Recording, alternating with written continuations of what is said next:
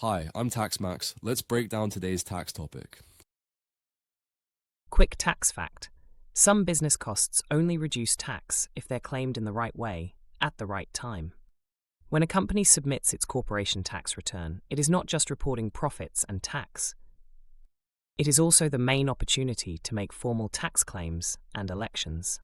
If a claim is not made correctly or is made too late, the relief may be lost completely, even if the company would otherwise qualify.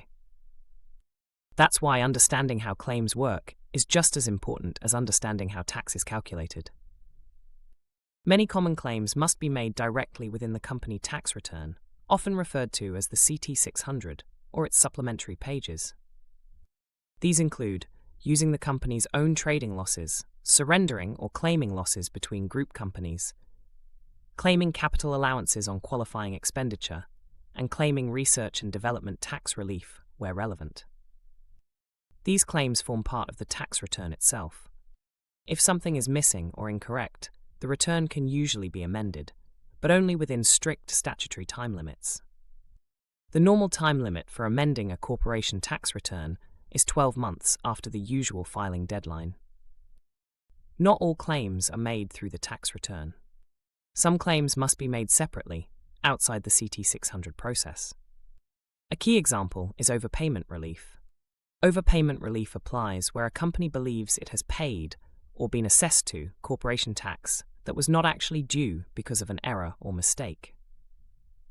An overpayment relief claim is made in writing to HMRC, is not made by amending the tax return, and must normally be made within 4 years of the end of the relevant accounting period. Overpayment relief is subject to a number of important exclusions. A claim will not be accepted where, for example, the issue is simply a failure to make a claim, election, or notice on time. The company could still obtain relief by another method and failed to do so. The matter has already been the subject of appeal proceedings. The company should reasonably have known it could still appeal. The tax arose from court action or an agreement with HMRC. Or the tax was calculated in accordance with the practice generally prevailing at the time. That final point is particularly important. If a return followed the accepted practice at the time it was filed, an overpayment relief claim may still be blocked, even if the law or interpretation changes later. Case law can sometimes reveal that tax has been overpaid. However, HMRC will consider whether the earlier return followed the practice generally accepted at the time. If it did, overpayment relief may still be refused. An overpayment relief claim must be made in writing and include specific information.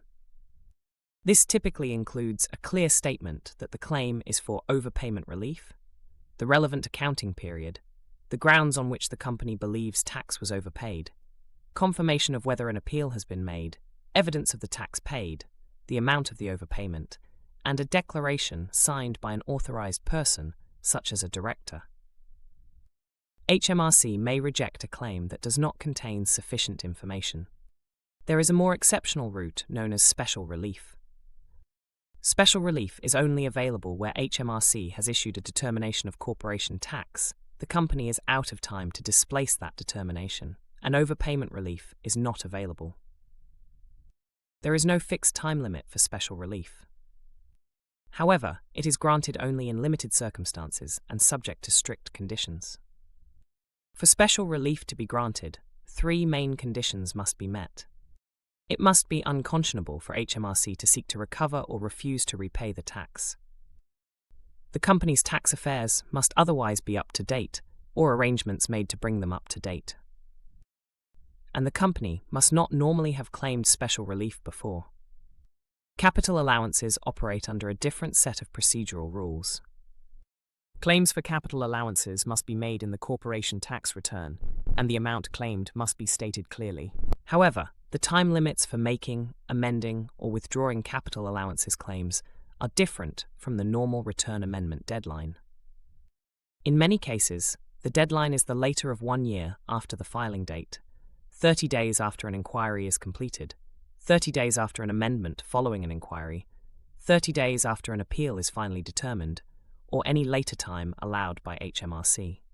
Where a capital allowances claim affects another accounting period, the company has a limited window to amend the other return. If it fails to do so, HMRC may amend the return to ensure consistency. The company then has a right of appeal against that amendment. These special rules override the usual time limits that apply to corporation tax returns. In summary, some claims must be made in the tax return. Some claims must be made separately. Time limits vary by claim type.